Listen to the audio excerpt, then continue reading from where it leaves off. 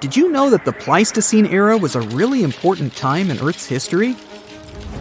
It's when the last ice age happened, and glaciers covered a lot of the planet. This period of time lasted for about 2.6 million years, and ended around 11,700 years ago. What's even cooler is that modern humans, like us, had actually evolved during this time, and had spread all over Earth before it ended. There were also some really fascinating animals that lived during the Pleistocene, like woolly mammoths and saber-toothed cats. Unfortunately, many of them went extinct at the end of this era. Earth has had some pretty wild weather patterns over the last 2.4 billion years. Although the planet is mostly ice-free, we now cycle in and out of freezing ice ages. During these glacial periods, temperatures drop, and huge areas of the planet get covered in ice.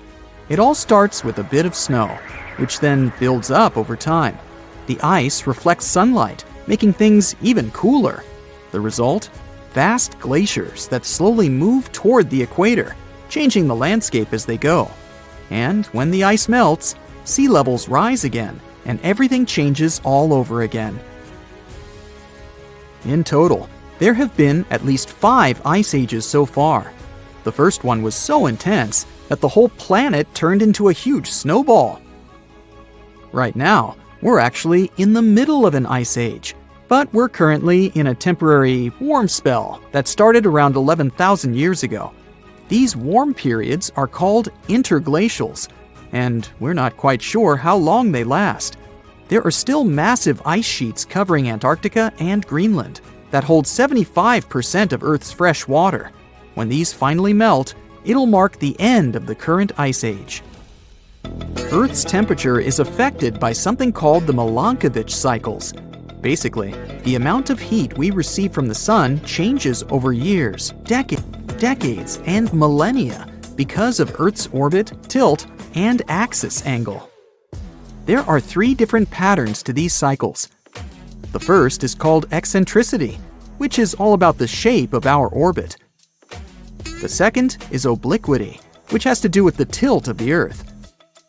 And the third is precession, which is like a wobble as Earth spins. Depending on where we are in these cycles, we might experience colder or warmer temperatures. But other things, like the position of continents and the atmosphere, also play a role in our planet's fate. For example, our planet's orbit is not quite circular. It's actually a bit elongated, shaped almost like an egg. That means we're sometimes a little closer or farther from the sun, depending on the time of year. We call the point farthest away from the sun the apogee, and the closest point is the perigee. When we're at the apogee, we're moving away from the sun, but gravity eventually pulls us back toward it. This means our orbit changes a little each time, gradually shifting our position relative to the sun. Don't worry, even though the orbit changes over thousands of years, it doesn't have a big impact on our day-to-day lives. Changes in Earth's orbit can affect how much sunlight we get during the summer. This means that ice sheets in the northern hemisphere will melt less, and over time, they actually start to grow. As they grow, they reflect even more sunlight, which makes the climate even cooler and spreads the ice even farther. This process can last for a really long time, like 10,000 to 20,000 years, and eventually it brings the planet into its next freezing season. As for the next ice age, scientists believe it might be postponed indefinitely. They've found that our human interaction with the environment, like the use of fuels, could delay the next ice age by up to 100,000 years. Earth's past ice ages were linked to the amount of solar radiation and carbon dioxide concentration in the atmosphere, and this research can even help us predict future cycles. It's amazing to think that our actions now could affect Earth's future for thousands of years to come. And while it's not really important when the next ice age begins, it's pretty cool to know that humans have the power to shape the future on a geological timescale. Ice ages have had a huge impact on our planet and human civilization. So it's fascinating to think how our actions now might change things, maybe even for the better. What did life look like on our planet during the last ice age, though? Well, North America, for instance, was home to some huge creatures: mammoths, saber-toothed cats, giant ground sloths, and mastodons were just a few of them. And get this, even Europe had an 11-foot tall flightless bird that weighed almost as much as a polar bear. Meanwhile, down under in Australia, there was a giant lizard that lived in all sorts of habitats during the same time period. Even though some animals from the Pleistocene era aren't around anymore, you might recognize many of those that are still around today. In Alaska, for example, you can still find brown bears, caribou, and wolves. People just like us actually lived through the Ice Age too. Our species, Homo sapiens, has been around for about 300,000 years. And we've spread all around the world since then. Some of our ancestors stayed in Africa during the Ice Age and didn't feel the full effects of the cold. And others ventured out into other parts of the world, even into the chilly glacial environments of Europe. Our early relatives, like the Neanderthals in Europe, and the mysterious Denisovians in Asia, were also around during this time.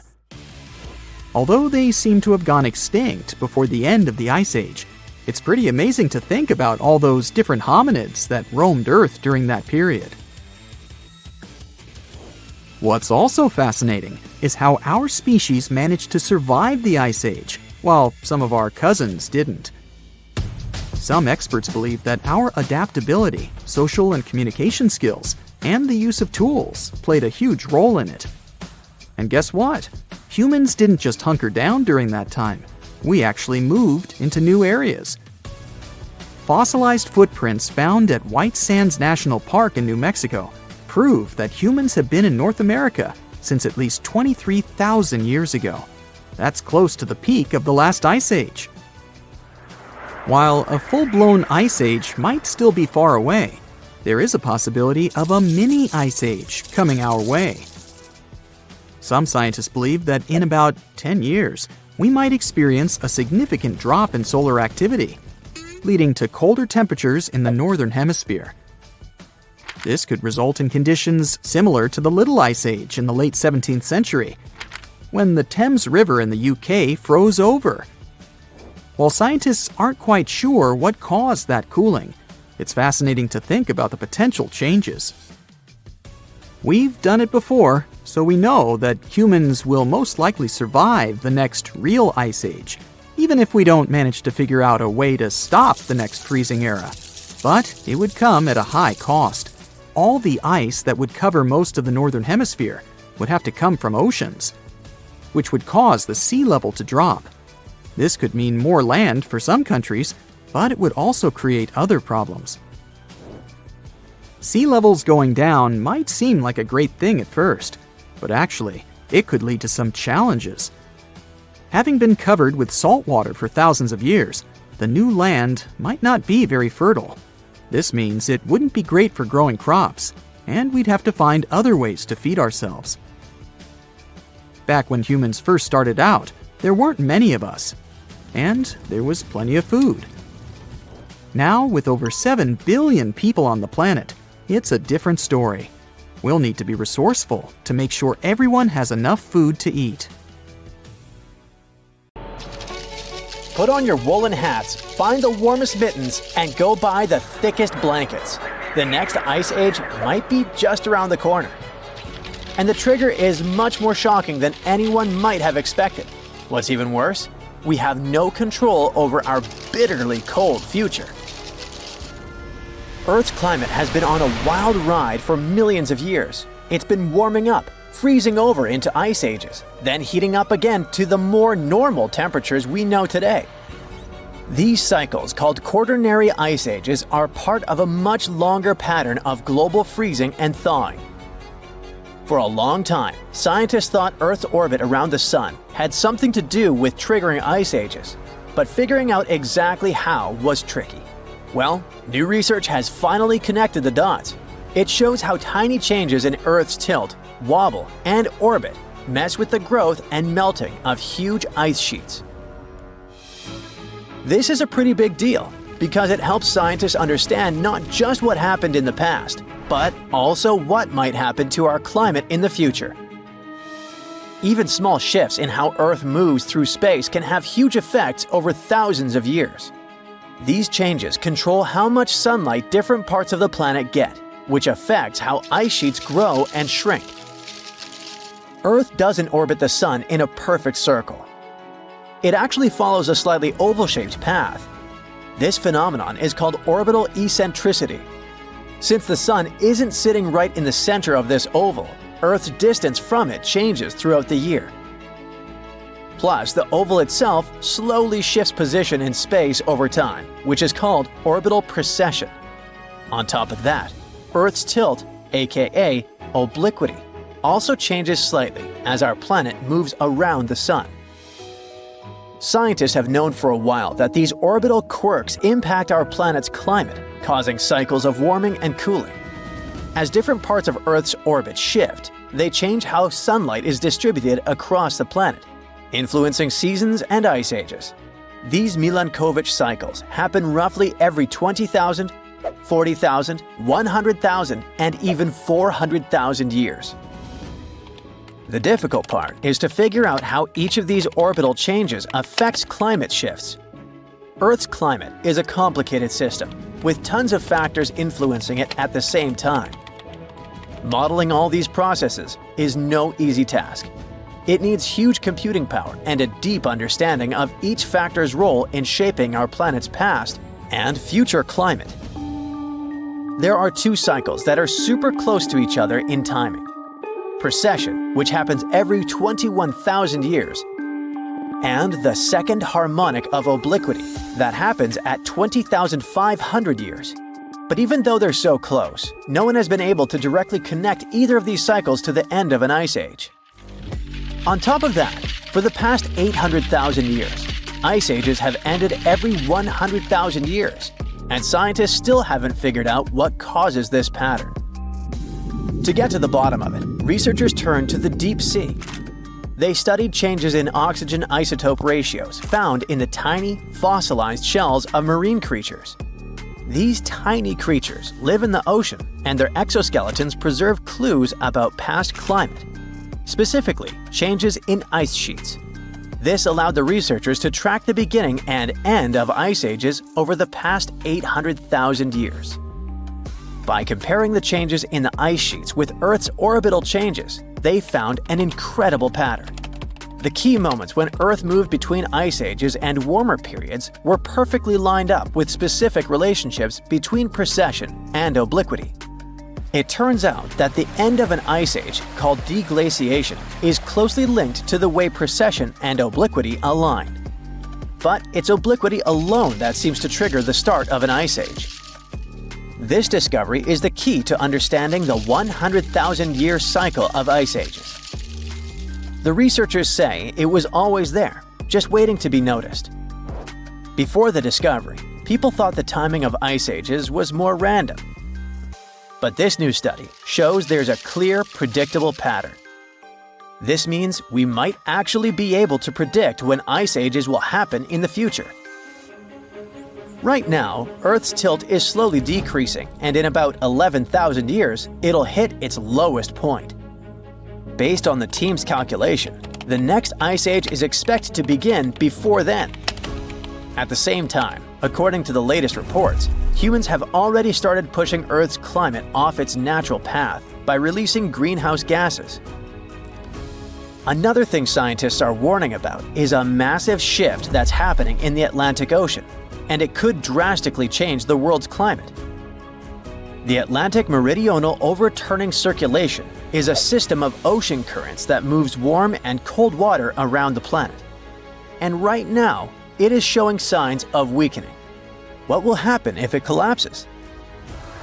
Freezing temperatures in Europe, extreme weather across the world, shifting monsoons, and even an Amazon rainforest drying up. And the scariest part? Some researchers say there's a 95% chance this could happen before the end of the century. Think of the AMOC like a giant conveyor belt in the ocean. Warm, salty water from the tropics flows north towards Europe and North America. When it reaches colder areas, it cools down, becomes heavier, and sinks to the bottom of the ocean. This deep, cold water then moves southward, while fresh, warm water from the equator keeps flowing north to replace it. This system helps regulate global temperatures, keeps Europe's winters mild, and prevents the US East Coast from flooding. It also controls monsoon patterns that bring seasonal rain to parts of Africa, South America, and Asia. Without it, the world's climate would look completely different. Right now, melting ice from Greenland and Antarctica, along with increased rainfall and river runoff, is dumping too much fresh water into the North Atlantic. Since fresh water is lighter than seawater, it disrupts the sinking process that keeps the AMOC moving. If too much fresh water builds up, it will mess up the entire system. And once it collapses, there will be no reversing it, even if the climate later cools down. Scientists have seen two big warning signs. First of all, the warming of the ocean off the US East Coast, which suggests the AMOC is already slowing down. Plus, there's a cold blob of water south of Greenland. It might be a sign of the weakening of the ocean current, and that's exactly what happens before the system fails. What would happen if the AMOC fully shut down? Europe would enter an ice age. The AMOC plays an important role in keeping Europe's winters relatively mild by bringing warm water north. If this process stopped, Europe would be plunged into deep winter. London's climate would drop by 18 degrees Fahrenheit, making it feel like northern Canada. Stockholm could get up to 54 degrees Fahrenheit colder, turning it into Siberia-like conditions. And snow and ice would cover much of northern Europe year-round. Next, monsoons would shift, leading to severe droughts. The AMOC helps regulate tropical rainfall, especially in Africa, South America, and Asia. If it collapsed, West Africa's monsoons would shift or disappear, leading to devastating droughts and a massive food crisis. The Amazon rainforest could dry up, transforming into a savanna or grassland. In India and Southeast Asia, monsoon rains would disappear, and millions of people rely on them for agriculture. The US East Coast could see catastrophic flooding.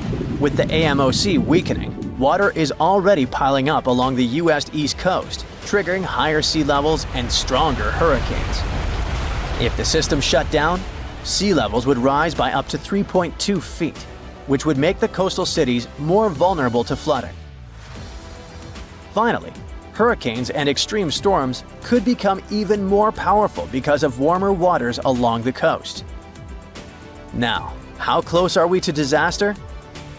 For thousands of years, the AMOC has remained stable, but recent studies suggest it's weaker now than at any point in the past 1,600 years. Ocean temperatures are hitting record highs, and many researchers believe we are dangerously close to the tipping point. A study published in Nature claims that if greenhouse gas emissions continue at their current pace, there's a 95% chance that the AMOC will collapse before 2100. You're lazing around on the deck of the ship when you see something whitish-gray covering the horizon. Like in a horror movie or your worst nightmare, this weird fog is nearing the vessel. It's infinite. You can't see where it starts or where it ends. Soon it makes the ship look like a grain of sand in a vast desert. That's when the realization hits. It's an iceberg, and your ship is likely going to repeat the Titanic's fate. Now, all this is a very likely scenario, since the world's biggest iceberg, A23A, is on the move again after months of spinning in a huge water vortex. And it's actually the second time in just a couple of years that this massive chunk of ice has broken free.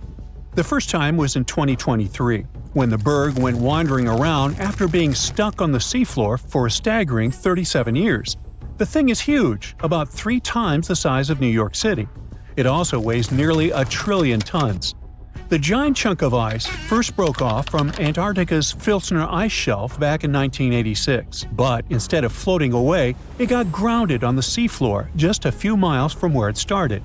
Because of that, it melted much more slowly than most icebergs. In December 2023, A23A finally broke free and started to drift away from Antarctica. But it didn't get far before getting stuck again, this time near the South Orkney Islands. It got trapped in something called a Taylor column. That's a huge spinning water current that forms when ocean currents swirl around an underwater mountain. At one point, A23A was rotating around 15 degrees counterclockwise every day. Luckily, as of December 2024, the iceberg escaped the Taylor column and is now slowly moving again. Researchers are super curious to see if it'll follow the same path as other giant icebergs that have broken off from Antarctica, or if it'll find its own unique way. Such enormous icebergs, such as A23A, release nutrients into the water as they melt, and it can actually create hot spots of life in parts of the ocean that are usually pretty empty. But there's still a lot we don't understand about how the size, shape, or origin of the iceberg might affect that process. So, to figure it out, scientists have been collecting water samples from the areas A23A is expected to pass through, and they'll keep collecting samples as it drifts along. Hopefully, it'll give us a better idea of how massive icebergs like this one influence the ocean around them. By the way, the glacier our monster of an iceberg was once part of could be very, very old, literally ancient. In Antarctica, the oldest glacier ice might be close to 1 million years old. Over in Greenland, the oldest glacier ice is more than 100,000 years old. And in Alaska, the oldest glacier ice ever recovered, found in a basin between Mount Bona and Mount Churchill, is only about 30,000 years old, a mere child. At the same time, in a typical Alaskan Valley glacier, it only takes about 100 years for newly formed ice to travel through the entire length of the glacier. For something like Bering Glacier, which is Alaska's largest and stretches over 140 miles, the ice can move through the whole thing in less than 400 years, and that's a lot of movement for such a massive glacier. Now let's move on to Iceberg Alley, a stretch of the Atlantic Ocean that runs from the Arctic to Newfoundland.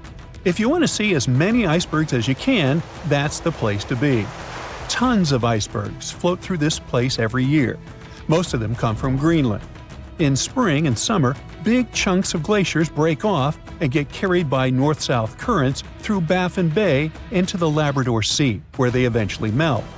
Some icebergs also come from Canada's shoreline, traveling through the Davis Strait and into the Labrador Sea before drifting along Newfoundland's eastern and western coasts. These massive ice chunks are really old too, about 10,000 years. Every year, about 400 to 800 medium and large icebergs pass through Iceberg Alley. How fast they drift depends on their size, shape, currents, waves, and wind, but the average speed is less than a half mile per hour. Now, there are 6 types of icebergs that make their way through Iceberg Alley. Tabular icebergs are flat slabs of ice, much wider than they are tall. Blocky icebergs have steep sides and sharp angles, like cut-off pyramids. Wedged icebergs have one steep side and one sloping side. Dome icebergs have a rounded top. Pinnacle icebergs have one or more steep peaks sticking up. And dry dock icebergs are U-shaped with a hollowed-out section. They all look incredible. Comment below which is your favorite type. Anyway, as these icebergs drift south, the warmer water speeds up their melting, making them pretty unpredictable and sometimes dangerous. Nowadays, satellites help track medium and large icebergs to prevent accidents, but smaller icebergs can still be risky for small boats. One iceberg made headlines in 2018 when it got unusually close to the Newfoundland village of Fairyland. Pictures of the giant iceberg towering over the village's houses went viral. It got stuck in a 330-foot deep water, which turned out to be too shallow for its massive size. And now I'll take you on an unusual journey to the past to witness the birth of something beautiful and equally disastrous. Its very existence led to one of the greatest tragedies in history. Watch, an enormous chunk of ice is breaking off a glacier in southwest Greenland. It's made of snow that fell over 100,000 years ago, when mammoths were still wandering around the planet. The enormous iceberg starts its long journey. It stretches more than 1,700 feet in length and weighs 75 million tons. Despite its size, it's pretty peaceful and stays far away from ships and the busy transport routes near where it was born. But then, it starts floating south, much farther than most icebergs ever get. Usually, icebergs like this melt way before they reach such warm waters. Out of the 15,000 to 30,000 icebergs that drift away from Greenland's glaciers every year, only about 1% make it all the way to the Atlantic. So the fact that this iceberg keeps going and reaches over 5,000 miles south of the Arctic Circle by April makes it truly unique. Even after months of melting, this block of ice is still incredibly massive. It weighs around 1.5 million tons, which is almost twice as much as the Golden Gate Bridge. Above the water, its visible parts tower more than 100 feet high. But like most icebergs, the majority of it, about 90%, is hidden below the surface. The iceberg's story takes a tragic turn on April 14, 1912, when, guess what? Yep, it comes across the ocean liner Titanic. The ship is about 370 miles from Newfoundland in the North Atlantic Ocean when the iceberg seems to appear out of nowhere. The crew doesn't spot it until just minutes before the crash. Why don't they see it sooner? That's a good question. Now, most people imagine icebergs as tall, bright, white chunks of ice, maybe even covered with snow. But in reality, icebergs come in all sorts of colors. Some are striped, patterned, or even have candy-like swirls, and they can also be black. There are two ways an iceberg can turn black. When the ice is extremely pure, with no bubbles or cracks, then it absorbs all the light instead of reflecting it, making it look black. Or a volcanic eruption can cover a glacier in ash.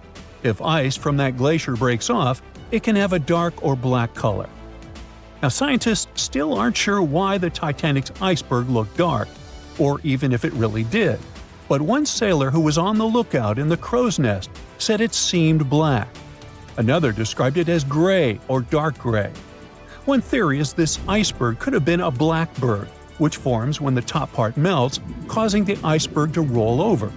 If the bottom is smooth enough to absorb light, it looks dark. But even if the iceberg wasn't truly black, nighttime could have made it much harder to spot. Icebergs don't reflect much light, especially if they're jagged or vertical. They end up blending into the dark, shimmering ocean. Without radar, icebergs at night are incredibly hard to see, which is probably why the Titanic's crew didn't notice it in time.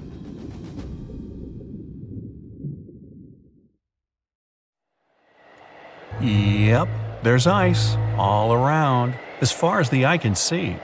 A white desert covers the entrance to your cave, the one where you and a bunch of other settlers live. Everyone's gathered around a fire pit, trying to keep warm, telling each other stories about how much snow they saw the other day. Some are running around playing tag, throwing sticks, whatever people used to do for fun 300,000 years ago. You're one of the earliest Homo sapiens to ever walk the earth. Others are sleeping or just resting their eyes. All around the cave, all you can hear are stomachs rumbling, sounds like a wild animal lurking around. You look out the mouth of the cave and see that the storm has cleared. Time to grab some tools and head out as a group. In the open wilderness, you find some berries covered in snow and plants that might be edible. But it's not enough to feed the whole tribe. It's the Ice Age, and there's not much vegetation growing anywhere.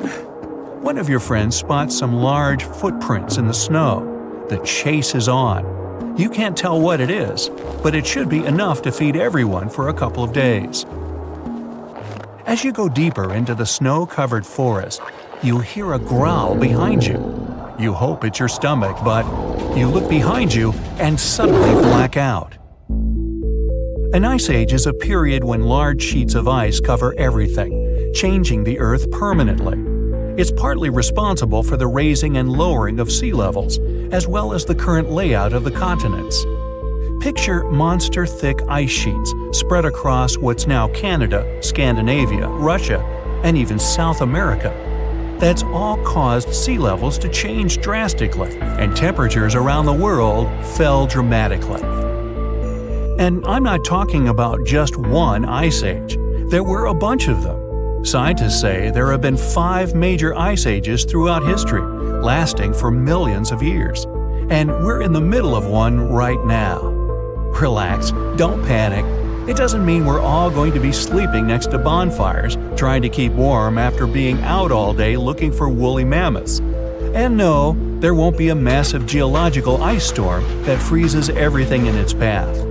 Ice ages have warmer periods in them that come and go, lasting for tens of thousands of years. In fact, billions of years ago, the Earth was one giant snowball with no life on it. And the sun back then was also just a cute little fireball without enough heat to melt all that ice. But as the sun got bigger and hotter, Earth's ice slowly melted away, leaving the green and blue ball we have today. We're living in the Quaternary Ice Age that's been going on for the past 2.6 million years, and counting. Some animals have thrived in this latest ice age, like whales and sharks. They've been at the top of the food chain for ages. Under them are seals, certain kinds of fish, otters, all the way down to tiny plankton. Up on the cold surface, mammals had to grow thick and shaggy fur just to stay warm. Ancient mammoths, rhinos, and bison were known to have thick rugs on them. They looked awesome. They were herbivores and ate small shrubs and whatever grass they could find. But several thousand years ago, temperatures began to rise, and most of these animals became extinct. The ones that remained evolved into the elephants, hippos, and rhinos we have today. You wake up from your blackout and find yourself face to face with a creature that kind of looks like a modern-day bobcat, except it's much bigger and furrier. It's a smilodon, an epic version of a saber-toothed cat with a mean look. It's around the same size as a male lion and has 2 front fangs that make me think twice before leaving the safety of my cave. They look scary, but scientists think their bite wasn't as powerful as today's tigers or lions. What made them tough were their giant forearms used to wrestle down anyone who got on their nerves. In packs, they were even able to take down mammoths. Either way, you don't want to be waking up next to this kitty. It's staring you down, ready to pounce. But you and your friends keep calm and slowly back off. You get the genius idea to throw a rock to distract it, then run. Nowadays, it's near impossible for a human to outsprint a lion or tiger, but humans back then were much fitter. Once the danger's over, everyone continues to look for food. It's getting dark, and you haven't found anything to bring back to the cave. Suddenly, you smell something burning. Way off in the distance, you see a thin column of smoke rising into the sky. Another settlement? You and your friends look at each other and approach the smoke cautiously. Homo sapiens first came into being about 200 or 300 years ago. But human history didn't just pop up out of nowhere. As far back as 7 million years ago, some of us decided to call it quits. We left our chimpanzee ancestors in the jungle and started doing our own thing. And that didn't just happen once. Over those next millions of years, there were over 20 different human species. Some were our ancestors, some were twigs from a completely different branch. Some were tiny, others better adapted for hot or cold weather. Before you know it, you see a group of Neanderthals cooking some meat, sharpening their tools. Neanderthals were the first to migrate to Europe. Scientists believe they were around somewhere between 40,000 to 400,000 years ago. They occupied all areas between Europe and Asia, while Homo sapiens, that's us, were still all the way down in Africa. You enter their camp and immediately see the differences between each other. They're stocky and look a bit different, but there are some similarities, like flat teeth for chewing and gnawing and big skulls for their big brains. They even have clothes on, like you. According to archaeologists, they lived in shelters and made tools out of stone, sticks, and bones. They welcome you inside and give you a tour like no other. you're officially meeting another human species. They take you inside their cave and show you some of their cave paintings. They were the first artists of their time. Many of their galleries are still around today, like the ones in caves in Spain. You know their style: minimalist paintings of deer, a large handprint. They also dabbled a bit in jewelry making. They made necklaces out of eagle talons and animal fangs. They were also probably the first ones to harness the power of fire. Did they discover it when a bolt of lightning hit a tree? Or when one of them dropped a rock on another rock, creating a spark? No one really knows. But they were able to recreate it and use it to keep warm, to cook food, to see in the darkness, and to protect themselves. After the nice tour, you hang around the campfire to keep warm. They even offer you some extra clothes for the journey home, mostly thick, shaggy mammoth coats. If only you could talk to each other, that would be awesome. But it's getting dark, and you need to head back to the tribe. You say your goodbyes and thank them for teaching you how to draw a deer, and for that sack of food they gave you. The Ice Age was important for the development of the modern Homo sapiens. Because of the extreme cold and other harsh conditions, they had to adapt to survive, be extra clever and innovative. They developed advanced tools and even used bone needles to sew warm clothing. They may have hosted the first ever runway show. When the climate started to get warmer, they developed farming techniques to sustain themselves and mainly settled near large bodies of water like rivers or lakes, while others opted to be near seas and oceans. They, we, were even the first to domesticate animals. Fast forward a few 100,000 years and here we are. Oh boy, scientists predict a volcanic eruption that is likely to be one of the most destructive in the history of our species. There's a 1 in 6 chance of it happening in this century, and it could seriously change the climate even more and put millions of lives in danger. Back in January 2022, the Hunga Tonga Hunga Ha'apai volcano erupted in the South Pacific Ocean, creating a huge explosion. It sent tsunamis all the way to Japan, North America, and South America. Tonga itself was hit hard, with damage costing nearly 20% of the country's entire economy. Now, researchers at the Niels Bohr Institute in Copenhagen have studied ice samples from Greenland and Antarctica, and their findings are worrying, predicting potential global volcanic disaster. They say there's a real chance of a much bigger eruption, a whopping 10 to 100 times larger than Tonga's. In the past, eruptions this size used to change the climate and even cause civilizations to collapse. Despite future volcanic eruption risks, experts say the world isn't prepared at all. Michael Cassidy, a volcanologist from the University of Birmingham, warns that no sufficient effort is made to handle a disaster like this.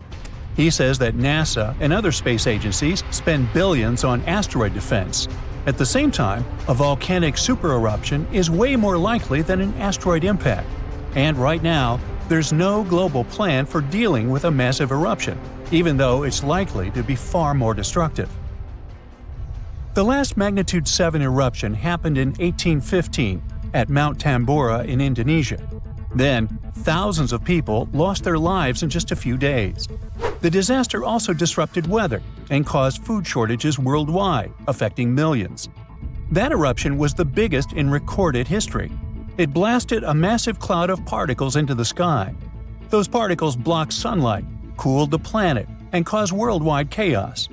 The year after the eruption became known as the Year Without a Summer. Temperatures plummeted, crops failed, famine spread, and a cholera pandemic broke out, leading to tens of thousands of lost lives. A shocking fact, the eruption may have even inspired Mary Shelley to write Frankenstein while stuck indoors during the unusually cold summer of 1816 in Switzerland. Now, since then, many volcanoes have erupted, but none have matched Tambora's scale. Now, over 200 years later, scientists warn that there's a new supervolcano threat. Another massive eruption could be on the way, and the world might not be ready for it. So, while scientists seriously discuss the likelihood of the next volcanic eruption, experts are calling for urgent action to prepare before it's too late. So the thing is, A massive volcanic eruption today could be even more devastating than the year without a summer. Unlike back then, we're already dealing with all kinds of weather changes and a more fragile global system, which could make the effects even worse. Dr. Michael Rampino, a geological scientist, warns that the world is more unstable now, and it means that a modern-day mega-eruption could have even more severe consequences. But this time, greenhouse gases from fossil fuels may make the aftermath of such an eruption even colder instead of warmer. So we're talking about volcanic activity endangering humanity. Dr. Thomas Aubrey, a volcanologist, found that in a hotter, more turbulent atmosphere, the sulfur dioxide gas released by a volcanic eruption would spread faster and farther than in the past. This gas forms sulfate aerosols, which reflect sunlight and cause global cooling. Because these tiny particles would be more evenly distributed, they'd have a stronger cooling effect than in 1815. Another atmospheric scientist at Cambridge explains that the size of these airborne particles matters. It affects how they absorb sunlight, and in a future warmer climate, an eruption could make the surface cooling stronger by 15%. At the same time, there are still many unknowns. Scientists from the University of Geneva say that we're only beginning to understand the full impacts of such an event. It's also difficult to precisely estimate future volcanic eruption risks, since we have very little data on older eruptions. So, to understand past volcanic activity, researchers analyze ice cores from Greenland and Antarctica, as well as ancient tree rings. Those act as historical records of weather changes. These measurements suggest that several eruptions in the past few thousand years temporarily cooled the planet by about 2 to 2.5 degrees Fahrenheit. One of the most catastrophic examples is the 1257 Somalis eruption in Indonesia, which was so powerful that it likely triggered the Little Ice Age. It was a period of global cooling that lasted for hundreds of years.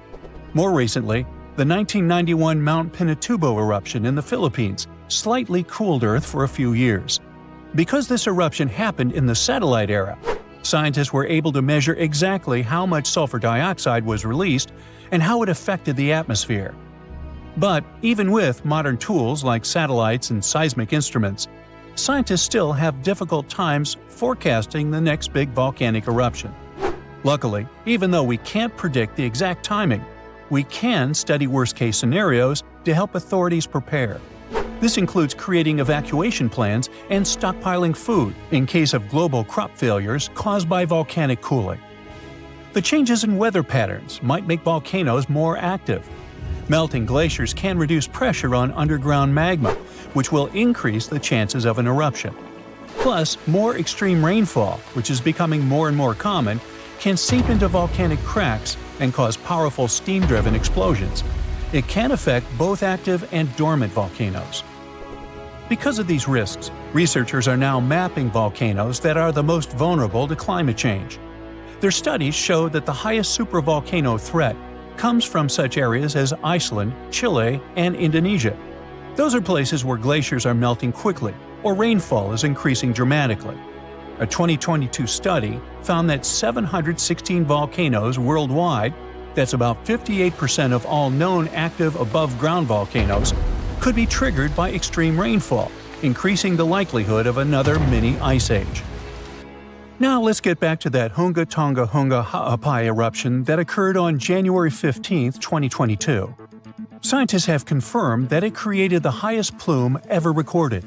The volcano, located underwater in the South Pacific, sent an ash cloud 187,000 feet high. That's higher than any previously recorded eruption. What makes this eruption even more remarkable is that it was the first to ever reach the mesosphere. It's the third layer of Earth's atmosphere. The mesosphere begins at about 160,000 feet above Earth, where meteors start burning up and creating shooting stars.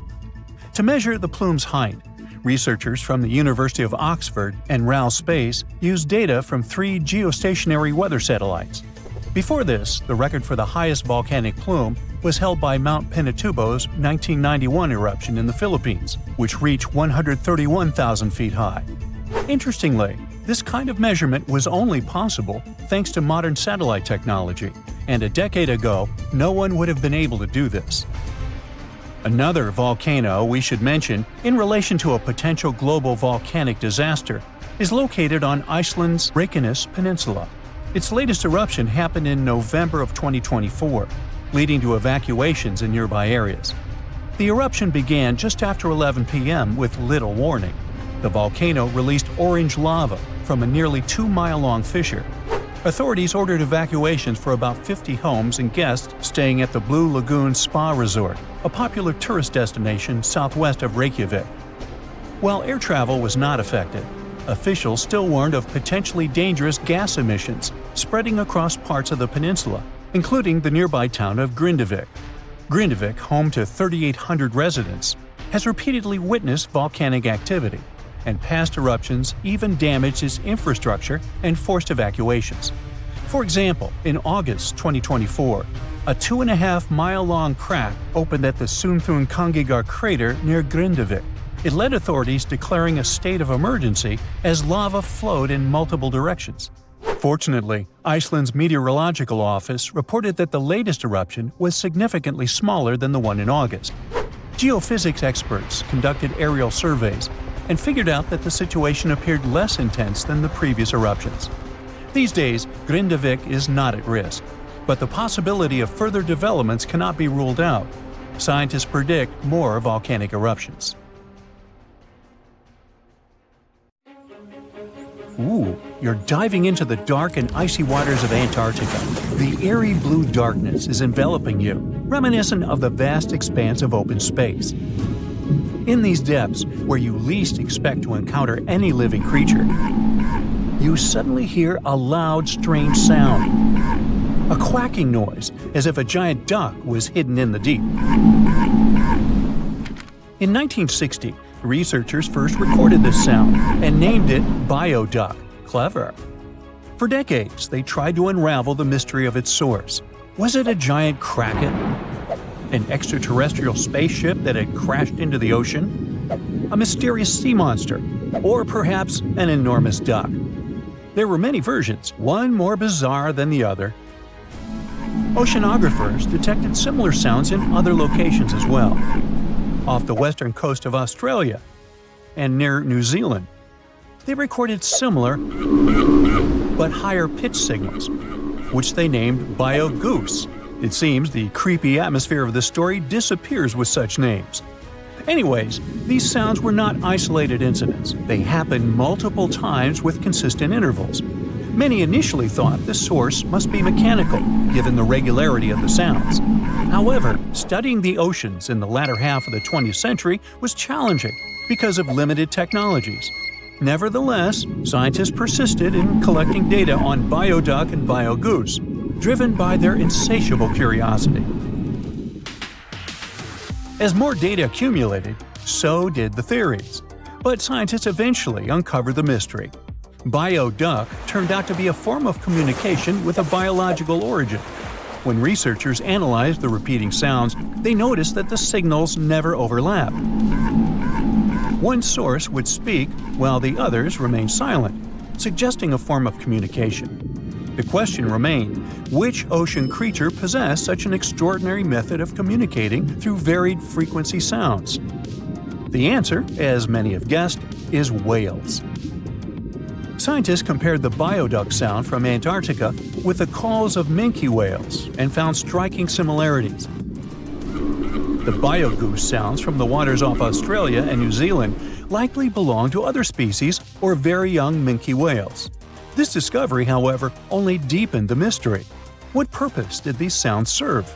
Were the whales discussing their dinner plans, laughing at the humans recording their voices, or perhaps sharing deep insights about the universe? The possibilities were endless, but the most astonishing revelation was that humans might one day learn to communicate with these magnificent creatures. Communicating with whales is no longer a far-fetched idea. Scientists from the University of California have already established contact with a humpback whale named Twain. In a groundbreaking experiment, researchers conducted a 20-minute conversation with the marine mammal. Here's how they did it. The specialists went on a marine expedition to the coast of Alaska, where they recorded the sounds of a group of humpback whales. Then they played these sounds through speakers, sending the signals back into the ocean. The recorded sounds resembled a greeting, like, "Hey, what's up?" but in the whale language. These greetings are used by whales to call each other or indicate their location. Now, soon after sending the signals, the researchers received a response. Twain approached the boat, circled it, and replied with a "hey" of its own. This marked the beginning of the first ever human-whale conversation. For 20 minutes, the scientists sent 36 signals to Twain, and each time the whale responded. Moreover, it waited for time intervals before answering. That is, the team received a response from the whale, waited 10 seconds, and turned on the sound again. Researchers then waited 10 seconds and answered. It seems that Twain was a very delicate interlocutor. Maybe it was a gentleman in the whale world, who knows? Or maybe it was simply intrigued by the unusual interaction. The signals used in this communication belonged to a group of whales that included Twain. It's likely that the researchers had recorded Twain's own sounds and used them to communicate with it. In a sense, Twain was conversing with itself. Now let's continue our journey and venture into the deepest oceanic trench on Earth, the Mariana Trench. A quick reminder, the Mariana Trench is a colossal chasm in the ocean floor, stretching over 1,500 miles south of Japan and reaching a depth of nearly 36,000 feet at its deepest point. To put that into perspective, the height of the Burj Khalifa, the world's tallest building, is like 1/10 of the Mariana Trench's depth. Now imagine this. In this deep, dark abyss, scientists recorded a strange sound.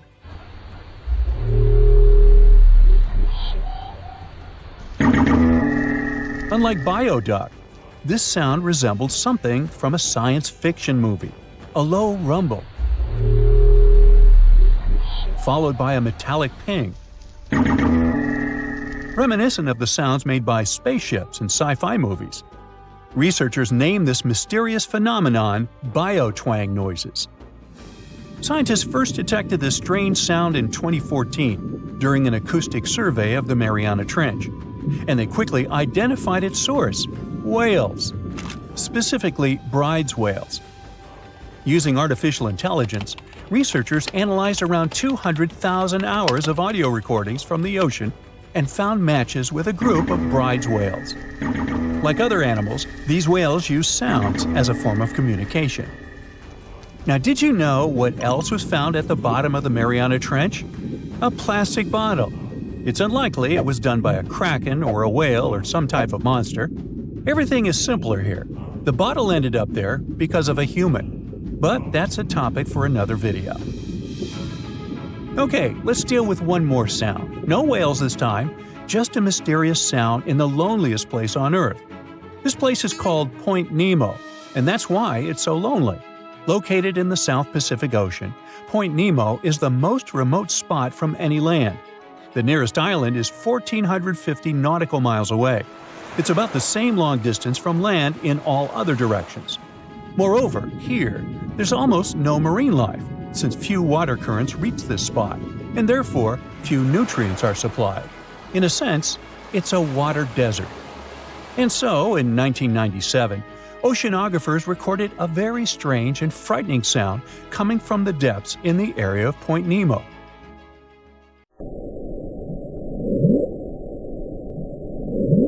It was something gigantic and scary. People called it the bloop. As soon as journalists found out about this phenomenon, people around the world began to invent the most fantastic versions. The most popular of them was that the sound's source was a giant sea monster, kraken, or some other creature. The hype around the bloop didn't last very long. Scientists managed to find out the nature of the mysterious noise. It turned out it belonged to an iceberg. When they crack and collapse, they create powerful ultra-low frequency sounds that can be heard from a very long distance. To confirm this version, scientists recorded the sounds of other icebergs and heard something similar to the bloop. Oh, by the way, Point Nemo is so lonely that space agencies drop out-of-service satellites here. Space objects just fall in the water. There's a 99% chance that no animal or human will be harmed by falling debris in this lonely place. That's why many people call it the satellite cemetery. But what if, someday, a spaceship from another planet falls here? What if it has already fallen in Point Nemo and sometimes emits an emergency signal that breaks through the ocean? Ooh. All the mysteries you have heard have already been solved. How about we end this video with a mystery that still baffles scientists? Meet upsweep.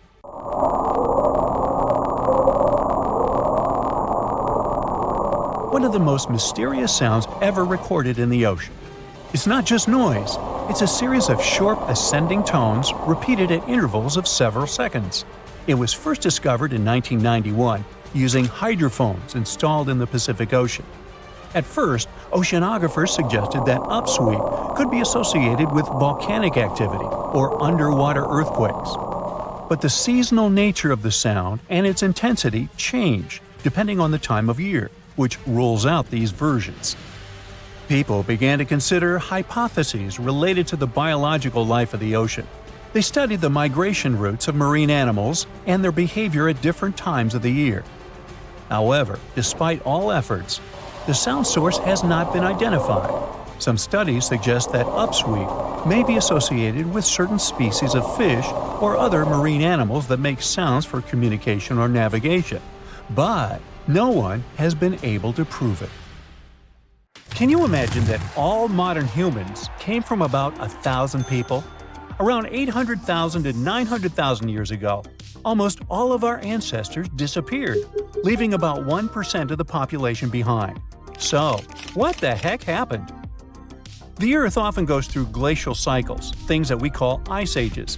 Back in the past, they were pretty mild and happened regularly, about every 41,000 years. The ice ages happened because of the Earth's axis. Our planet is slightly tilted at an angle, which is why its axis isn't straight up. Over thousands of years, this tilt has changed a bit. This teeny tiny shift completely changes how much sunlight we receive, especially at the poles, and leads to incredibly strong cold or warm periods. About 2.6 million years ago, when early humans were settling in on Earth, the Pleistocene epoch started. That's the era we traditionally call the Ice Age, the one from the movies. Large ice sheets completely covered parts of North America, Europe, and Asia. It wasn't constant ice everywhere all the time. These glacial cycles came and went, and sometimes ice sheets melted for a while. But overall, things were still much snowier and colder compared to now. We can still see the evidence of this from back in the day. Those glaciers carved out valleys and left behind some awesome things like moraines and fjords. And since sea levels were super low, a huge part of the world was land. This allowed people and animals to travel between continents and spread everywhere. It was the time of the megafauna. You all know about it from the movies. Woolly mammoths, saber-toothed cats, giant ground sloths, and mastodons. Our ancestors had some fun times hunting all those giants. Now, humans didn't come from one lineage. It wasn't like monkeys slowly turned into humans. We also consisted of many species: Homo erectus, Neanderthals, and so on. But only one species, Homo sapiens, survived and turned into modern humans. Harsh conditions forced them to get smarter. They learned how to make tools, clothing, and shelters to survive. They became hunter-gatherers and invented fire, which turned out to be super useful during the Ice Age, you think? But they had no idea what horrible change was coming. Something disastrous happened about 800,000 to 900,000 years ago. Humans faced a drastic population crash. Only 1,280 people survived, give or take. Some 99% of early humans were wiped out, and this tiny 1% was lucky enough to become our ancestors. This almost extinction, unsurprisingly, was the climate's fault. It was the Middle Pleistocene transition. The Earth's orbit around the Sun changed its shape a bit. Carbon levels dropped. A lot of stuff was happening, and the Earth's climate was going wild, becoming incredibly cold and dry. The seas suddenly got chillier, and Africa and Eurasia experienced horrible droughts. Looking for food was almost impossible. Scientists learned this by taking the DNA of about 300,000 people from all around the world. They used a new method to help them map the history of human evolution over 1 million years and learn more about it. No wonder we can barely find any fossils from that time. There was almost no one around. What's interesting is that before that happened, most apes had 24 pairs of chromosomes. But because the population became so small, two sets got fused together, and we ended up with 23 pairs. This was the final straw that separated us from other apes. Chimpanzees, gorillas, and orangutans all have 24 pairs, but our fused one became known as the human chromosome. Like a ripple effect, this little thing influenced our brain side, helped us start walking on our twos, and even form language. It took humans about 100,000 years to recover from this catastrophe. Only after all that time, they started spreading around again. Isn't that insane how we managed to go from 1,000 to 8 billion people? In any case, the Ice Age finally ended about 11,700 years ago. The warm period, called the Holocene, began. As things got warmer, human civilizations finally began to develop. 5,000 years ago, it was ancient Egypt, then the Indus Valley Civilization, ancient China, and others. And while we've been thriving for a while, there's one catch. The Middle Pleistocene transition changed the length and intensity of glacial cycles. Before the transition, sure, there was the Ice Age, but the cold was milder, and the glacial cycles were shorter. Things got covered in ice sheets about every 41,000 years. But after the transition, the glacial periods became longer and more severe. These cycles started following a new pattern. Although they happened every 100,000 years, they were super intense. Ice sheets grew large, even extending to the south. So from now on, ice ages that will continue to happen in the future will be a bit different. The next one should be at least 50,000 years from now, maybe longer. It's good for us because it'll occur later. But at the same time, the consequences will be stronger. What our ancestors went through is called a population bottleneck. That's what we call a sudden and huge reduction in the size of a population. Usually it happens because of things like earthquakes, floods or droughts, fires, and even human actions. Just a few people survive, and only they can pass their genes to future generations. And we've got plenty of such bottlenecks in history. Our modern species, Homo sapiens, originally lived in Africa. Around 60 to 80,000 years ago, a small group of them left Africa and spread across the world. It wasn't on a whim, though. They had to move somewhere because of the droughts and huge climate problems in Africa at that time. They had to go look for food and find new places to live. They traveled through the Middle East, moving into Europe and Asia, and eventually reaching Australasia and the Americas. They quickly settled across different continents and started mixing with local human-like species, like Denisovans and Neanderthals. But there was a problem. Originally, the African species were super genetically diverse, but since only a small part of them decided to move out, they carried just a bunch of these diverse genes with them. Unfortunately, this caused a bottleneck for everyone. Human-like species from other parts of the world became less genetically diverse. Since they had a smaller gene pool, they became more vulnerable to all the harmful stuff. The African population also had a drop in genetic diversity. But at least humans managed to survive. Although eventually, non-African populations really dropped, and there were no Neanderthals or Denisovans left, only us, Homo sapiens. That's why we can say that all modern humans came from Africa. Early humans sure had it rough. About 74,000 years ago, they went through yet another disaster, the Topa catastrophe. But keep in mind that all these things are just a hypothesis. It's not certain whether it actually happened. Now basically, scientists think that there might have been a supervolcanic eruption at Lake Toba in Sumatra, Indonesia. This volcano going crazy was an absolute catastrophe for Earth's climate and humans. The eruption was one of the most powerful volcanic events in the last 2 million years. It spewed out from 670 to 1,500 cubic miles of lava and volcanic stuff. Just so you know, there are about 3,100 cubic miles of water in our planet's entire atmosphere, and this eruption had almost half as much lava. This horrendous disaster led to the formation of Lake Toba, a massive caldera lake in Sumatra. It also spewed out tons of ash and sulfur dioxide into the atmosphere. This caused the so-called volcanic winter, which means that while it's not actually winter, the temperatures drop and the planet is freezing because all these ash clouds are blocking the sunlight from reaching the Earth. This event affected climate patterns for years to decades. This also most likely sped up the arrival of the next glacial cycle. Luckily, humans are crazy good at surviving. The global human population was reduced to a few thousand people yet again, and they still managed to overcome this. You're down in one of those polar seas where the Binnacle, eerily called the Finger of Death, is born. It's a strange, almost otherworldly place, the deep ocean, where light barely reaches. Everything down there seems to have adapted to survive in darkness and intense cold. But even those truly hardy creatures aren't ready for what a Binnacle can do. When that briny, supercooled water starts dripping down, a ghost story begins. The formation of these Binnacles is a fascinating process, like an underwater science experiment happening in real time.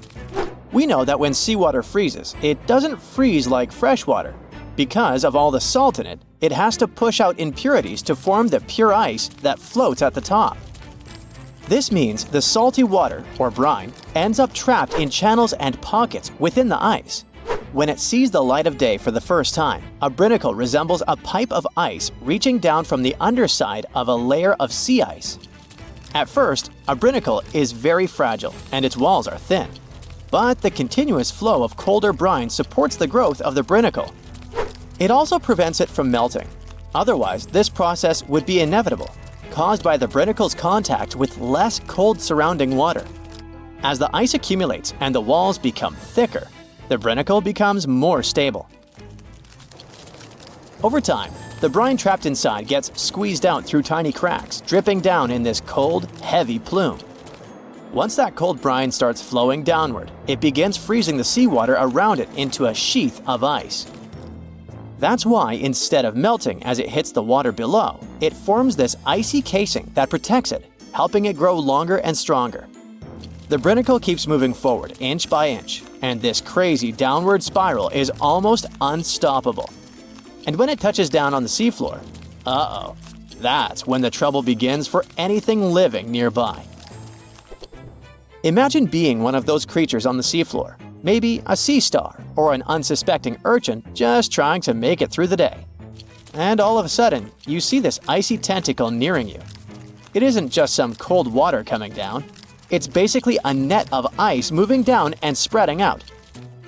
There's no escape, no way to predict its coming, and no chance for survival. It's a slow-motion natural disaster in action. When a Binnacle reaches the seafloor, it continues to accumulate ice while the surrounding water freezes over.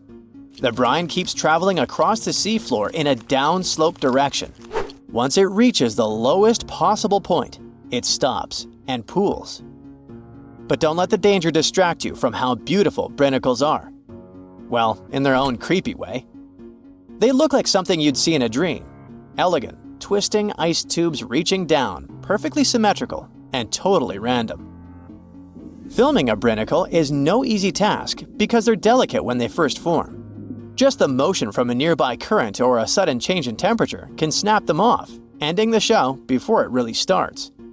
So, scientists who managed to capture Binnacles on film in 2011 actually got incredibly lucky. It was the first time the world got to see this icy finger descending and freezing everything it touched, and it changed our understanding of polar ecosystems. Binnacles can reach quite impressive sizes. Sometimes they can stretch for several feet. Their size depends on the conditions of the water and ice above. The slower the water movement and the colder the temperature, the bigger and stronger a Binnacle can grow. But if the water's too deep or if there's too much movement in the current, the Binnacle is likely to break apart. It needs just the right balance to survive long enough to touch down and freeze over the ocean floor. For creatures living on the seafloor, Binnacles are like invisible booby traps, only instead of avoiding a net, they're avoiding an expanding ice cage. Starfish and sea urchins might not have big brains, but they have a basic survival instinct to crawl away from danger. Sadly, with Binnacles, they're usually caught completely off guard. One second they're minding their own business, the next, an icy sheet is closing in around them, trapping them where they are and freezing them almost instantly. It's hard not to feel sympathy for these creatures, right? You watch footage of a brinacle in action and you see a starfish just stopping. One moment it's moving slowly along the sand, and then it's frozen in place, totally helpless. It's like watching a train wreck in slow-mo. Luckily, brinicles present danger only to smaller marine life forms like sea urchins and starfish. Bigger animals like seals or whales, or humans who happen to go diving in the ocean at the frigid poles, brinicles are totally harmless. At the same time, for scientists, this tough natural phenomenon offers a fascinating insight into how life adapts, or fails to adapt for that matter, in extreme environments. And it gets even better. A brinacle might just be the perfect setup for life to begin. Researchers are now looking at these super salty ice tubes as not just fatal traps, but potentially as sources of life. This theory isn't just science fiction, it's rooted in actual research. Here's how it goes. The brine channels in sea ice are full of tiny, confined spaces. Those are exactly the kind of places where chemicals can get trapped, concentrated, and start interacting in interesting ways. It's like setting up a mini-lab where the building blocks of life can come together and create something new. Scientists think this process of salt rejection in sea ice could have actually helped the first bits of life appear. Some researchers even think that this process might be happening right now on icy moons like Europa, Ganymede, or Enceladus, where there might have been frozen seas beneath thick ice layers. Just imagine it, brinicles forming in other worlds of our solar system, laying down the foundations for extraterrestrial life, and all thanks to the same icy process that creates these fingers of death here on Earth. One way scientists describe brinicles is by comparing them to chemical gardens. Have you ever done one of those experiments where you mix metal salts into a solution and watch them produce plant-like structures? Well, you can observe a similar chemical process when a brinacle is in action. In the cold, saline-rich brine of a brinacle, certain reactions could kick off to create amino acids or other building blocks of life. It's wild to think that something so dangerous could have also helped shape our world, or could be creating other forms of life elsewhere. In both cases, whether on Earth or another planet, these icy chemical reactions might be the first step toward the formation of simple life forms. It's a kind of alchemy, where ice and salt water mix to create something more than the sum of their parts. This is one reason why scientists are so eager to study brinicles. Each one could hold a tiny clue about how life begins, survives, or fails under extreme conditions. Something as mesmerizing and weird, but at the same time simple as brinicles, hints at bigger questions. How did life start on Earth? What are the conditions needed for life to survive in extreme environments? Could icy structures like these exist in other parts of our solar system or beyond, creating similar conditions that might one day give rise to alien life? As much as they look like a silent threat reaching out from the ice, brinicles are also reminders of how beautifully complex and interconnected our world is. They may seem like simple fingers of ice, but they hold secrets that touch on everything from ecology to chemistry, to the origins of life itself. So next time you hear about the ocean, remember that deep below in the darkest, coldest waters, something incredible and a little bit terrifying is happening right at this moment.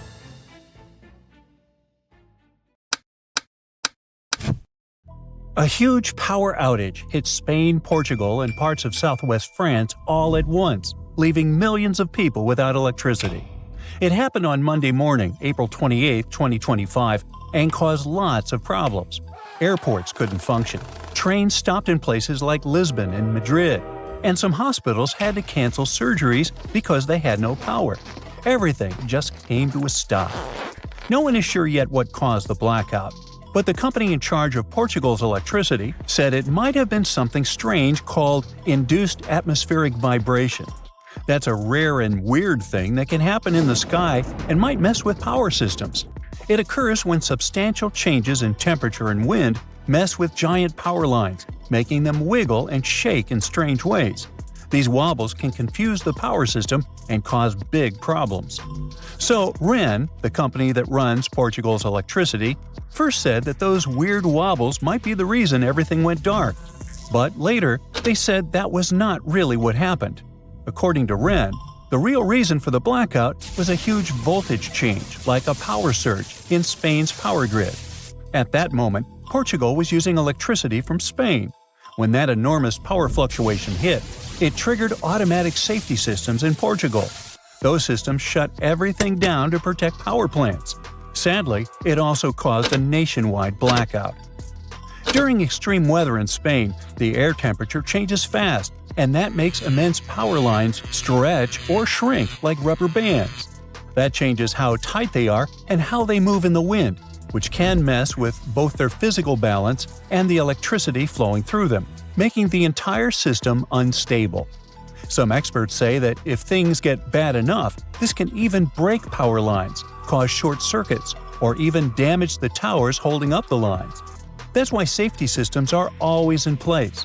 They're supposed to shut parts of the grid down automatically to stop bigger disasters.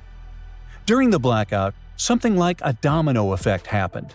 When parts of the power grid shut down, it made other parts unstable too. Some of the big electricity generators couldn't handle the chaos and had to disconnect. And when you suddenly lose those big generators, the power system can't keep up. It's something like too many people needing electricity, but not enough of it being made. It can cause even more blackouts to spread fast. Nobody knows exactly what started the blackout. Some people wondered if it might have been a cyber attack, like someone messing with the system on purpose through computers. But officials from Spain and the European Commission said that there was no proof of that. Spain's electricity company made it clear. Cyber attack? Nope, that's not the problem. Still, one big reason so many places were hit is because Europe's power grids are all connected like one big web. Usually, that's a good thing, since if one country has a problem, another can help by sharing electricity. At the same time, everything has to stay super balanced. The amount of electricity being made must match how many people are using it. If even one part gets knocked out, it can mess things up for other parts nearby, especially if they were depending on it.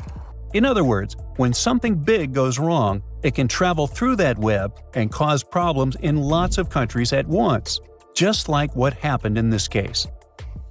And it's not the first time this kind of thing has happened. Back in 2003, most of Italy had no power for 12 hours because of a problem with an electricity line connected to Switzerland. In 2006, overloading of lines coupled with low temperatures caused too much power to surge through Germany's grid, which ended up knocking out power in many parts of Europe. Anyway, speaking of the recent blackout, by Tuesday morning, things started getting better.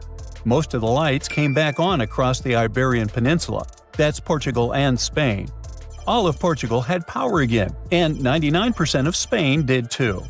Now, the people in charge are trying to figure out exactly what went wrong and how to make sure it never happens again.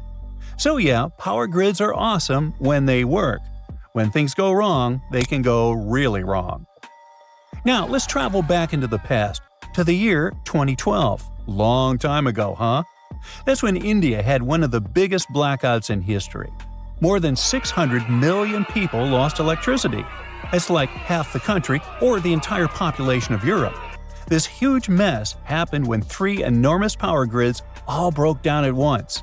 Yep, those very grids that move electricity around. So when they fail, the lights go out everywhere. Because of this, entire cities just stopped working. Trains couldn't move, water pumps stopped, traffic lights went dark, and people were stuck all over the place. In Delhi, the capital city, the metro shut down, and passengers had to be helped off the trains. Without traffic lights, the roads turned into giant traffic jams. The blackout hit 20 of India's 28 states, including big ones like Punjab, Haryana, Uttar Pradesh, Rajasthan, and West Bengal. In West Bengal, around 200 miners got stuck underground because the elevator stopped working. Luckily, they were all rescued safely. Engineers worked all night to fix things, and by the next day, they managed to get the power back on for all 3 grids. In India, Smaller power cuts happen a lot, especially in cities. That's because the country doesn't make enough electricity for everyone, and the equipment they use is pretty old. But a full grid collapse like this is rare. Before this, it happened in northern India back in 2001. So when it happened again in 2012, and across 3 grids no less, it was very important. Everything just shut down, and it showed how much the system needed fixing. But blackouts like these happened in Europe before too.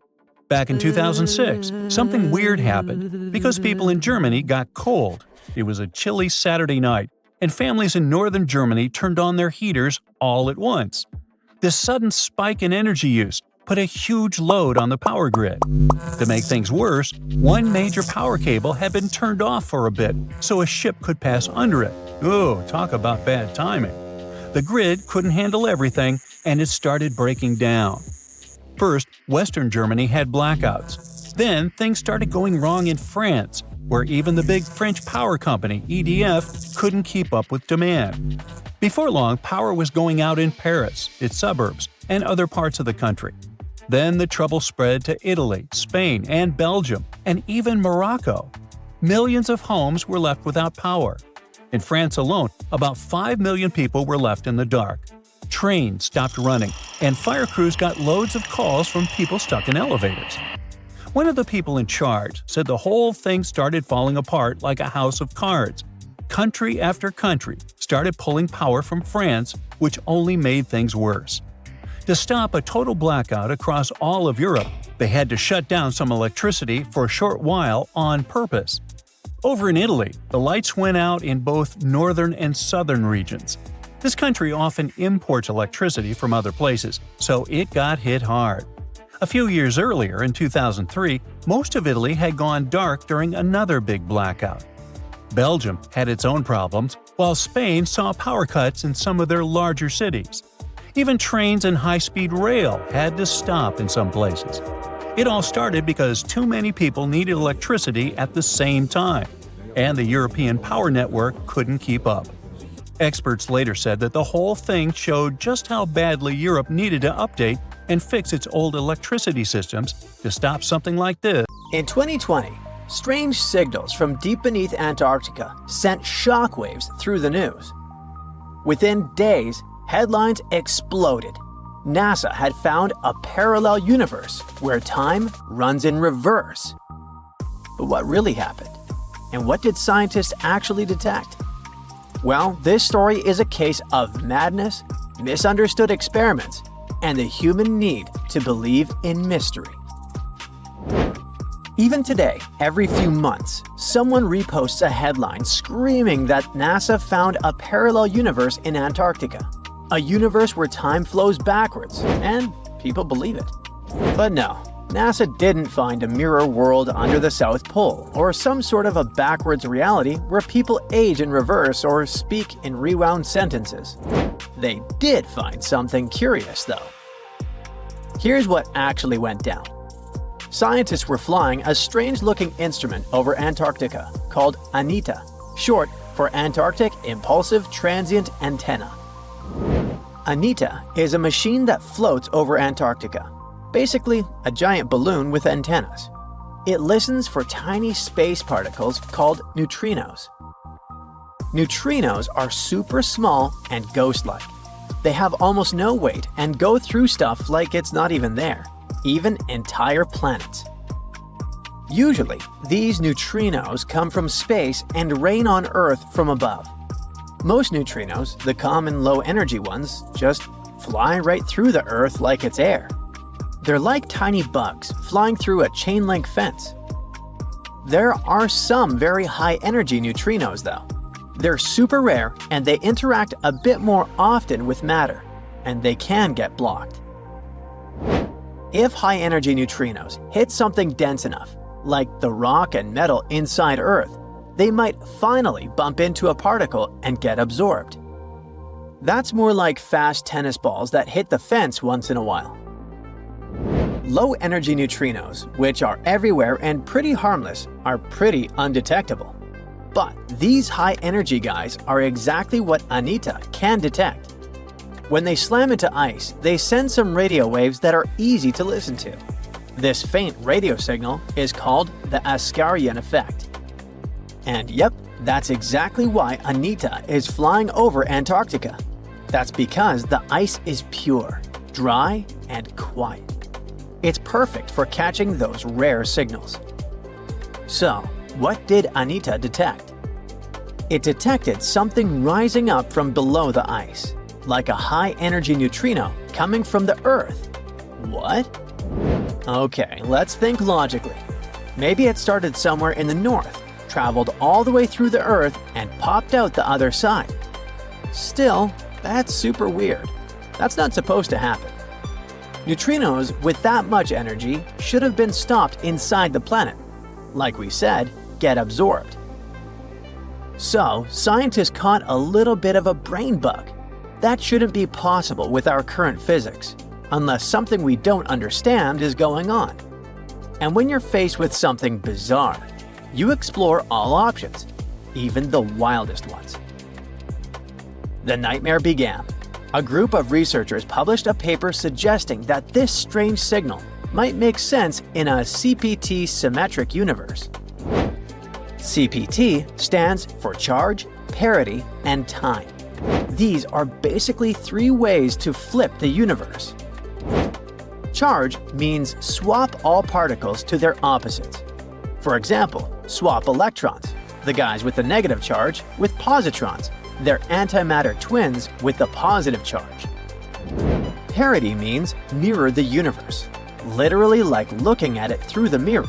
Left becomes right and right becomes left. And time, of course, means run time backward, like rewinding a video. Now, there's a big rule in physics called CPT symmetry.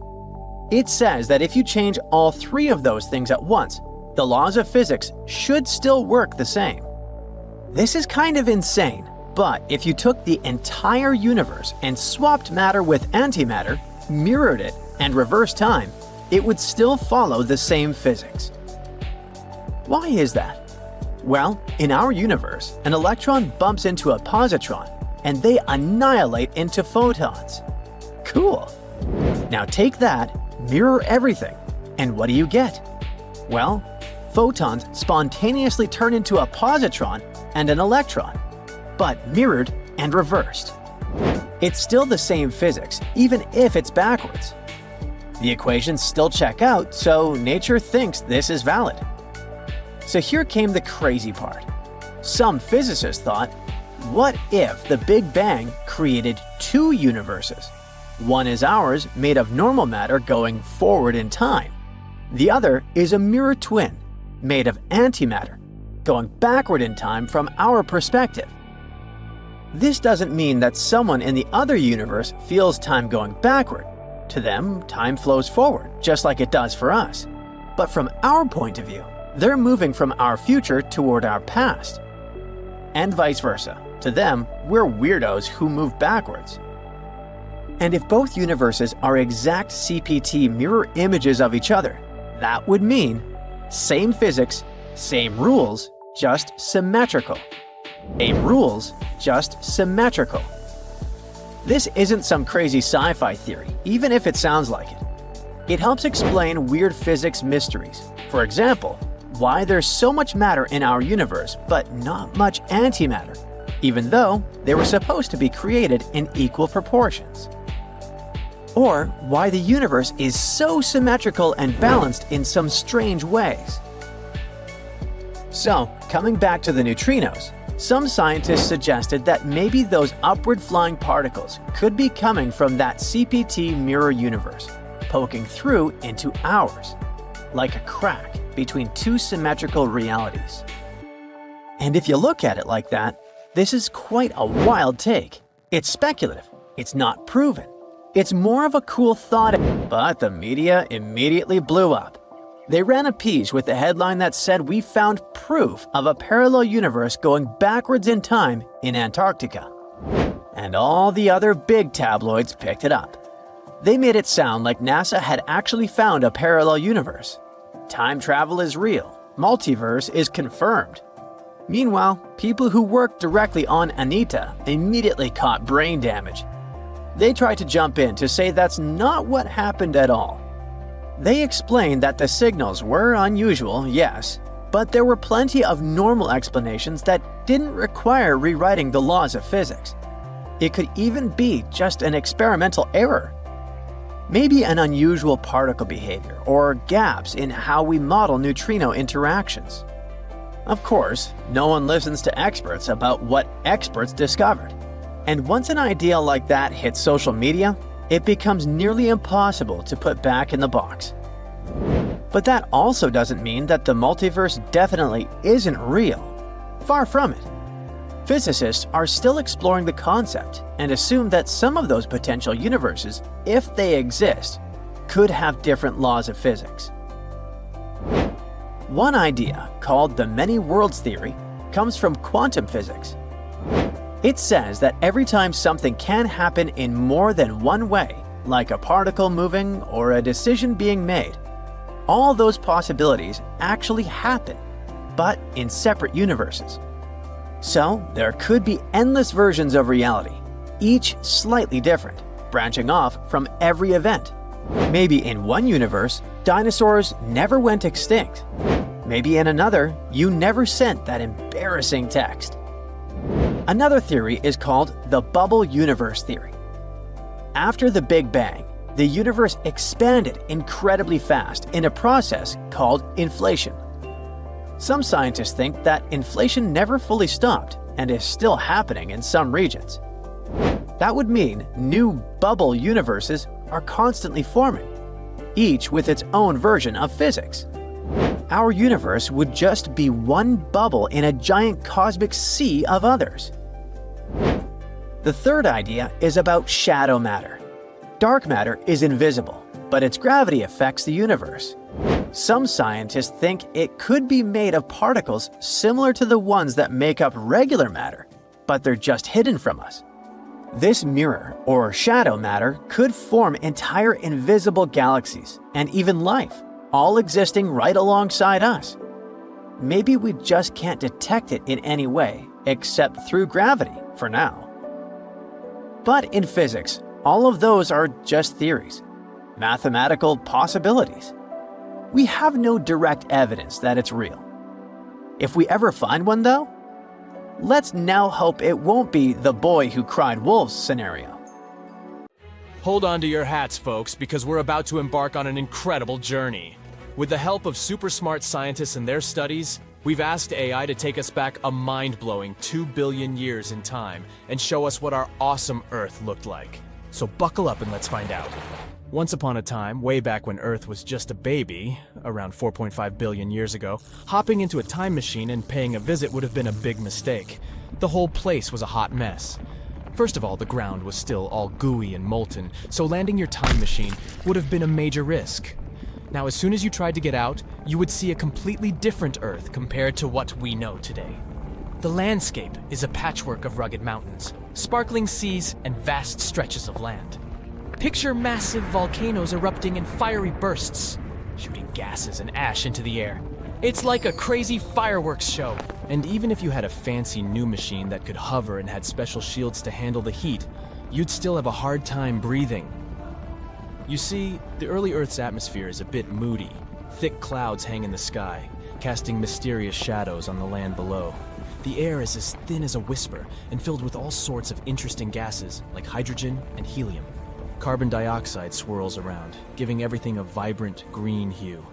Water vapor drifts through the air, creating a sense of humidity and a refreshing mist. Oh, and there might be a hint of ammonia and methane just to keep things interesting. Lots of cool gases, huh? But wait, there's something missing. Oxygen. So if you take a deep breath, you won't feel that familiar rush of air filling your lungs. On land, there are no lush forests or towering trees just yet. Instead, you find rugged, rocky terrains. Some of these ancient rocks bear the marks of intense forces, collisions and earthquakes that have shaped the land over millions of years. But amidst all this ancient beauty, something amazing is about to happen. Life, in its early stages, is evolving and preparing for its grand entrance. Simple organisms, like algae and bacteria, rule the scene. They thrive in the oceans, using the abundant carbon dioxide to grow and multiply. The waters are teeming with activity, with colorful microscopic life forms buzzing around like a busy city. These tiny organisms are working hard, releasing oxygen as they go about their business. They're like little factories, slowly changing the composition of the atmosphere. So this is what the early Earth looked like, more or less. But why was it so nasty? And how could it have changed so much since then? You see, Earth's heat came from all sorts of crazy things happening during its formation. First off, there was some serious heat already packed into the objects that came together to make our planet. Then, as Earth grew bigger and stronger, its gravitational force got a major power boost. It pulled in more stuff, but it also gave Earth a massive bear hug, squeezing everything tightly. And you know what happens when things get squeezed? They heat up like a pressure cooker. This crazy heating had a huge impact on Earth's structure. Picture Earth as a mixed-up bag of rocks, metals, and minerals. But as things heated up, the rocks and metals got so toasty that they melted. And guess what? The denser metals sank to the center and became Earth's core, while the lighter rocky stuff floated up to become the crust and mantle. It was like Earth decided to unmix itself, creating separate layers. Scientists call this wild separation differentiation. But the heating didn't stop there. With all this mixing and moving around, Earth got even hotter. It was like turning up the heat in a giant planetary oven. All this crazy heat had some serious consequences. Earth's high temperature made everything super speedy. Tectonic plates were dancing like there was no tomorrow, making the surface super active and full of geological shenanigans.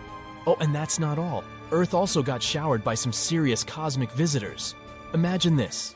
While Earth was busy gathering up all sorts of space debris during its formation, the rest of the solar system was causing some major chaos. Saturn and Jupiter decided to shake things up by changing their orbits, sending a whole bunch of massive objects hurtling towards poor Earth. These collisions were no joke. They packed a punch that melted minerals in Earth's crust and even vaporized them. These booms were so intense that they even blew gases right out of Earth's atmosphere. Talk about a wild fireworks show. Believe it or not, we can still spot ancient battle scars from these collisions. It takes some careful detective work, but we can catch a glimpse of their aftermath. For example, there's this place called the Manitsok Crater in Greenland.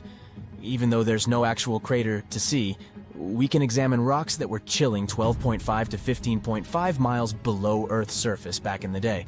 And guess what? They bear the marks of intense and sudden shock. Now that's some tough neighborhood. The wildest collision of them all was with a planet called Theia. Theia, about the size of Mars, crashed into Earth with a mighty bam! It was a colossal event that changed everything. Theia's metal core fused with Earth's core, while the outer layers of both planets got shattered and tossed into space. The result? A beautiful ring of debris encircling Earth. Now here's the coolest part. That debris didn't just float around forever. It started to come together, like puzzle pieces finding their match. And voila, we got our very own moon. Can you believe it? And this incredible moon-making process might have taken as little as 10 years or even less. Crazy, isn't it? Scientists call this whole moon-forming extravaganza the giant impact hypothesis. So next time you gaze at the moon in the night sky, remember that it's actually a huge chunk of our own planet. And by the way, Earth also had quite the adventure trying to create its atmosphere. In the beginning, our planet's first attempt at an atmosphere didn't go so well. It had a thin layer of hydrogen and helium that came along with all the stuff it gathered. But those gases were like sneaky escape artists and decided to float away into space. Bye-bye, gases! Luckily, Earth didn't give up. It went for a second round, and this time it was much more successful. Volcanic eruptions came to the rescue. They spewed out all kinds of gases like water vapor, carbon dioxide, and a whole bunch of other funky ones. Even meteorites and comets joined the party, bringing lots of water and nitrogen to the mix. Earth's atmosphere was becoming quite the party. But here's the funny thing. There was no oxygen to be found during the second experiment. Nope. Not a single breath of it. The oxygen that was produced by the sun's rays splitting water molecules got gobbled up by chemical reactions faster than you can say, oxy-bummer. It wasn't until Earth's third experiment came along, life, that things started to change. Photosynthetic organisms took center stage and used all that carbon dioxide in the air to make their food. And guess what? They released oxygen as a sidekick. Eventually, the organisms started belting out so much oxygen that it overwhelmed the reactions and it began to fill up the atmosphere. It took a while, though, and it wasn't until about 350 million years ago that we got the oxygen levels we have today. About 21% of the air we breathe. So, from fiery volcanoes to mysterious oceans, this glimpse into the past reveals an Earth vastly different from the one we know today. It's fascinating to explore the ancient landscapes and imagine the early stages of life taking shape. Thanks to AI, we can catch a glimpse of Earth's remarkable history and appreciate the wonders of our ever-changing planet. So, stay tuned for more interesting journeys. Hey, want to take a wild trip back in time to the Jurassic or Cambrian era? Trust me, it's going to be a wild ride. But surviving in those ancient environments would require some serious skills. At the start of the Cambrian era, the air would be as thin as at the base camp of Mount Everest, but the climate was actually pretty chill and consistent back then. However, there was one teeny tiny problem: no land plants or animals to feast on. So forget about firing up the grill for a juicy steak. Instead, you'd have to come up with creative ways to catch trilobites and other funky-looking shellfish. Good luck finding a spear without any wood or a fishing net without any plant fibers. And get ready to eat them raw, unless you can figure out how to extract oil from these creatures or burn dry seaweed. But wait, if you're looking for a more comfortable existence, you gotta travel to 100 million years ago, to the Silurian period. Here, things start to get a bit easier. The air is still thin, but there's a bit more oxygen to go around. Plus, the climate is warmer and cozier. Simple land plants have finally made their debut. Not only that, but the first bony fish also show up on the scene. So you might actually find something more palatable to munch on. Just watch out for those prehistoric millipedes and spider-like creatures that share the land with you. They might not be the best dinner companions. Yeah, it all sounds fun and feasible, but let's talk a bit more about this crazy idea of instant transportation. If you magically appeared in a different time, the first thing you'd have to worry about is the amount of oxygen in the air. Now, looking at that fancy graph up there, it's pretty clear that oxygen levels used to be super low before about 0.85 billion years ago. Like, we're talking just a few percent of the atmosphere. And there wasn't even any O2 in the air until this event called the Great Oxygenation happened about 2.3 billion years ago. So if you ended up back then, surviving would totally depend on how fit you are. If the oxygen concentration was less than 10%, you'd probably pass out, but not pass away. If it was just above 10%, you might be able to function, but you wouldn't exactly be living your best life. Based on oxygen alone, it seems like you could survive if you showed up around 0.75 billion years ago, give or take a few million years. Now let's talk about the cool stuff on land. The first land plants didn't show up until around 450 million years ago during the Ordovician period.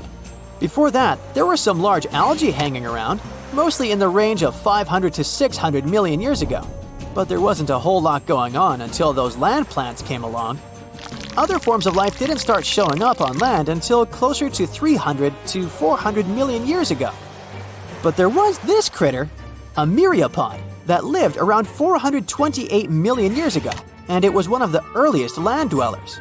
I mean, if you lived back then, you'd have to come up with fancy recipes featuring myriapods. Not exactly mouth-watering. Don't worry if you find yourself back in time before all that land action. Around 500 to 600 million years ago, the oceans were teeming with life. There were these creatures called the Ediacaran fauna, and they were some of the first well-preserved organisms. Some of them probably hung out in the shallow areas near the shore, so you might be able to get your hands on them for a meal. But remember, there weren't any land plants yet, so you'd probably have to eat them raw and with no potatoes on the side. You'd have a sort of prehistoric sashimi on your plate. Now, around 500 million years ago, things started to get really interesting in the oceans after something called the Cambrian explosion. If you ended up in the Cambrian period, you'd have all sorts of weird animals to catch in the coastal zones. Check out the fossils from the Burgess Shale for some wild ideas. Look at these brachiopods, arthropods, and even worm-like critters. But again, no woody land plants at this point, so your meals would mostly consist of raw arthropods and algae. Alrighty, let's dive into the nitty-gritty of ice ages. It's when the Earth gets super chilly for a ridiculously long time, like millions and millions of years. This causes giant ice sheets and glaciers to spread all over the place, covering massive areas of the planet's surface. Believe it or not, our planet has experienced at least 5 major ice ages. The very first one happened about 2 billion years ago and lasted for 300 million years. The most recent ice age kicked off at around 2.6 million years ago, and we're technically still in it. So, we're in the middle of an ice age, but we're not currently living in an icy wonderland. That's because we're currently in an interglacial period. During an ice age, temperatures go through ups and downs. When it's warmer, those ice sheets and glaciers start to melt, creating what we call interglacials. And when it gets colder, they expand again, which we call glacials. So right now, we're enjoying the warm interglacial period of the most recent ice age, which kicked off around 11,000 years ago. When people mention the ice age, they're usually talking about the last glacial period that started around 115,000 years ago and ended roughly 11,000 years ago when our current interglacial period began. During that glacial period, things were way cooler than they are now. At its peak, when ice sheets covered most of North America, the average global temperature was about 46 degrees Fahrenheit. That's a whole 11 degrees Fahrenheit cooler than today's global average temperature. That temperature difference may not seem like much, but it was enough to turn most of North America and Eurasia into ice-covered landscapes. The Earth was also a lot drier, and sea levels were way lower because most of the water was trapped in those ice sheets. We're talking vast steppes, dry, grassy plains as far as the eye can see. And let's not forget about the savannas, warm, grassy plains, and deserts that were also part of the icy scene. During the Ice Age, there were some familiar critters roaming around, like brown bears, caribou, and wolves. But there were also some mega cool creatures that sadly went extinct when the Ice Age came to an end. We're talking mammoths, mastodons, saber-toothed cats, and giant ground sloths. Now, there are a bunch of theories floating around about why these magnificent beasts bit the dust. One idea is that us humans hunted them into extinction when we crossed paths with these megafauna. Our species, Homo sapiens, actually survived the Ice Age. We've been kicking it on this planet for around 300,000 years now, starting out in Africa and then spreading our awesomeness all over the globe. Some of our ancestors stayed put in Africa and didn't experience the full icy effects. Others ventured into different parts of the world, even braving the freezing cold of Europe's glacial environments. But we weren't the only ones out there. At the beginning of the Ice Age, there were other hominids, our closer relatives, scattered across Eurasia.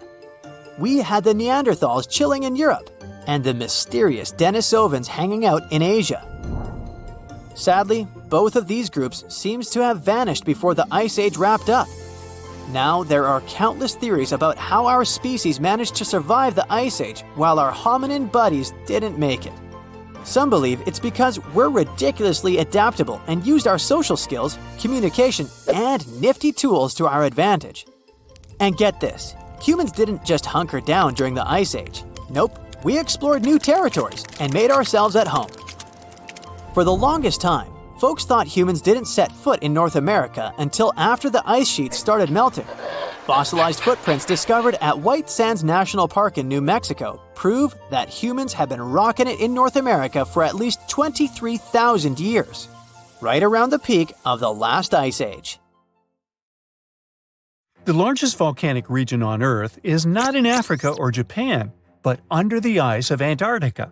Scientists found 138 volcanoes in its western part, and if they decide to go wild, you'll surely notice it. They could melt huge amounts of ice that will move into the ocean, raise its level, and make our planet uninhabitable for humans. But before you pack your things to fly away to another planet, hear me out. Only 2 of the Antarctic volcanoes are officially classified as active now.